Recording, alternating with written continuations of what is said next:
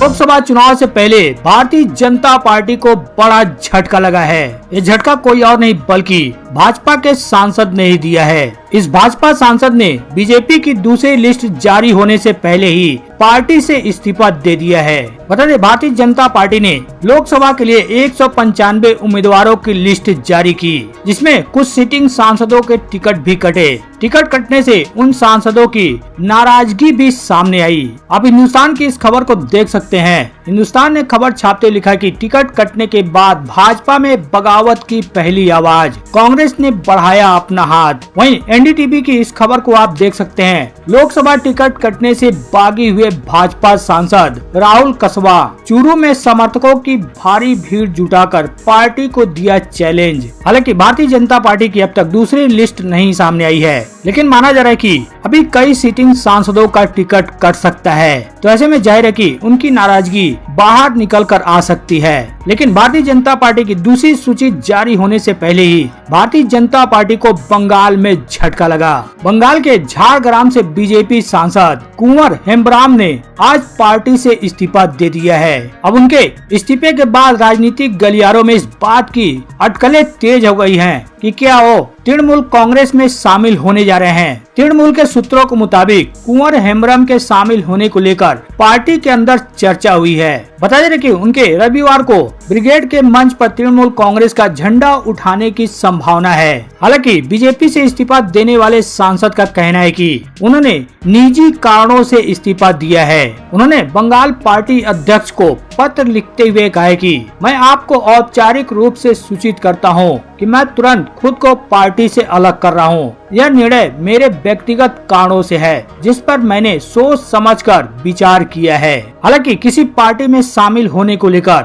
हेम्ब्रम ने कहा कि मैंने अभी तक किसी अन्य पार्टी में काम करने के बारे में नहीं सोचा है। मेरे पास और भी कई काम हैं जो मैं करना चाहता हूं। बीजेपी छोड़ने वाले सांसद का कहना है कि मैं 1980 से इंजीनियरिंग के काम से लेकर समाज सेवा के काम में लगा हूं। हालांकि मीडिया खबरों के मुताबिक यह सामने आ रहा है कि वो रविवार को तृणमूल कांग्रेस में शामिल हो सकते हैं। हालांकि आने वाले दिनों में क्या होगा यह तो देखने वाली बात होगी। लेकिन बीजेपी की पहली लिस्ट में केंद्रीय मंत्री नितिन गडकरी का नाम नहीं आया तो राजनीतिक गलियारों में कई अटकलें लगने लगी। इन अटकलों के बीच ही नितिन गडकरी को उद्धव ठाकरे ने ऑफर दे दिया। ऑफर देते हुए कहा कि आप एमबीए में शामिल होकर एमबीए से इलेक्शन लड़िए। महाराष्ट्र के पूर्व मुख्यमंत्री उद्धव ठाकरे ने एक दिन पहले ही केंद्रीय मंत्री नितिन गडकरी को महाविकास अघाड़ी में शामिल होने का ऑफर दिया। साथ ही उन्हें एमबीए से ही चुनाव लड़ने का भी ऑफर दे दिया। उद्धव ठाकरे ने नितिन गडकरी को ऑफर देकर सियासी हलचल बढ़ा दी। उद्धव ठाकरे ने कहा कि दिल्ली के सामने मत झुकिए। उन्होंने कहा कि पहली लिस्ट में कृपा शंकर सिंह जैसे लोगों का नाम है, लेकिन महाराष्ट्र में जिसने बीजेपी को मजबूत किया उनका नाम यानी नितिन गडकरी का नाम नहीं है। उद्धव ठाकरे ने कहा कि बीजेपी के 195 उम्मीदवारों की पहली लिस्ट में प्रधानमंत्री मोदी, गृह मंत्री अमित शाह सहित कई नाम हैं। एक नाम कृपा शंकर सिंह का है। वो कांग्रेस से बगावत करके भाजपा में आए। कृपा शंकर पर बेनामी संपत्ति के इन्होंने भी आरोप लगाए थे। उन जैसे भ्रष्ट आदमी का नाम देश के प्रधानमंत्री के साथ पहली लिस्ट में आया। उद्धव ठाकरे ने नितिन गडकरी को ऑफर देते हुए कहा कि नितिन जी छोड़ दीजिए, महाविकास अघाड़ी की तरफ से चुनाव लड़िए, हम आपको जिता कर लाएंगे। दिखाइए महाराष्ट्र की हिम्मत। महाराष्ट्र दिल्ली के सामने कभी झुका नहीं है। आगरा में छत्रपति शिवाजी महाराज औरंगजेब के सामने नहीं झुके थे तो इनके सामने झुकेंगे। नितिन गडकरी को मैं खुला आह्वान करता हूं कि वे इस्तीफा दें और महाविकास अघाड़ी से इलेक्शन लड़ें। हालांकि उद्धव ठाकरे के इस ऑफर को डिप्टी सीएम देवेंद्र फडणवीस ने हास्यास्पद बताया। उन्होंने कहा कि यह ऑफर ऐसा है जैसे गली के व्यक्ति ने अमेरिका का राष्ट्राध्यक्ष बनाने की ऑफर दे दिया हो। उन्होंने कहा कि उनकी पार्टी का बैंड बजा पड़ा है। गडकरी जी हमारे बड़े नेता हैं, वो महाराष्ट्र के नागपुर से चुनाव लड़ेंगे। बहरहाल अब देखना यह होगा कि भारतीय जनता पार्टी दूसरी लिस्ट जब जारी करती है तो किन किन सिटिंग सांसदों का नाम आता है और किनका किनका टिकट कटता है। बहरहाल भारतीय जनता पार्टी की अब तक दूसरी लिस्ट सामने नहीं आई है, लेकिन भारतीय जनता पार्टी के दूसरी लिस्ट आने से पहले ही कांग्रेस ने अपनी लिस्ट जारी कर दी।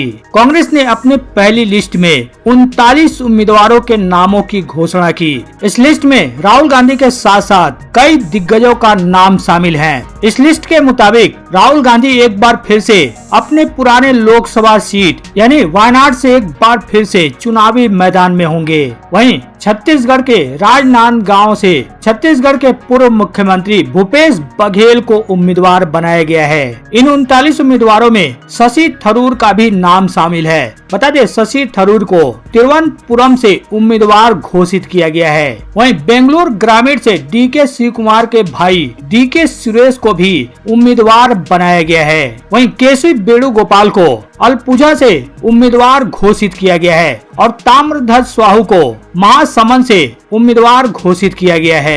इसके साथ ही एमके राघवन को कोझिकोड से चुनावी मैदान में उतारा गया है। कांग्रेस की 39 उम्मीदवारों की इस पहली लिस्ट में इन दिग्गजों का नाम शामिल है। बाकी जो उम्मीदवार हैं, बता दें आपको, छत्तीसगढ़ के जांजगीर चांपा एससी से शिव कुमार डहरिया, छत्तीसगढ़ कोरबा से ज्योत्सना महंत, छत्तीसगढ़ दुर्ग से राजेंद्र साहू, छत्तीसगढ़ रायपुर से विकास उपाध्याय, छत्तीसगढ़ महासमुंद से ताम्रध्वज साहू, वहीं कर्नाटका के बीजापुर एससी से यचार अलगार, कर्नाटका के हवेली से आनंदा स्वामी, कर्नाटका के शिवमोगा से गीता शिवा राजकुमार को टिकट दिया गया है। बता दे, गीता शिव कुमार साउथ के दिग्गज एक्टर शिवा राजकुमार की पत्नी है। उनको शिवमोगा से चुनावी मैदान में उतारा गया है। वहीं कर्नाटक के हसन से श्रेयस पटेल को, वहीं तुमकर से एसपी मुद्दा हनुमे गौड़ा को, मंड्या से वेंकटरामे गौड़ा को,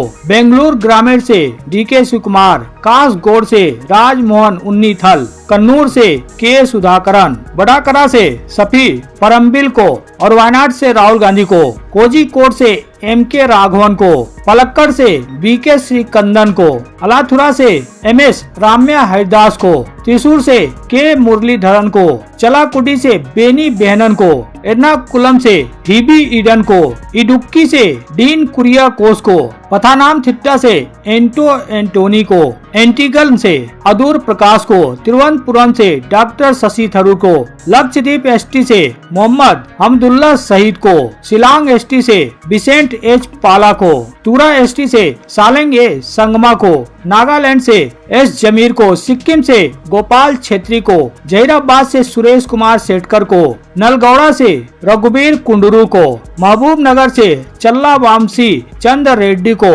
महबूबाबाद एसटी से बलराम नाइक पेरिका को, त्रिपुरा पश्चिम से आशीष कुमार शाह को चुनावी मैदान में उतारा गया है। हालांकि कांग्रेस ने अभी तक 39 सीटों के लिए पहली लिस्ट जारी की है। माना जा रहा है कि जल्द ही जो दूसरी लिस्ट सामने आएगी, हो सकता है उसमें प्रियंका गांधी का भी नाम शामिल हो। हालांकि प्रियंका गांधी चुनावी मैदान में अगर उतरती हैं तो क्यों गांधी परिवार की पारंपरिक सीट रायबरेली से चुनाव लड़ती हैं, यह तो देखने वाली बात होगी। हालांकि आपको क्या लगता है, प्रियंका गांधी को क्या कांग्रेस चुनावी मैदान में उतारेगी या फिर नहीं?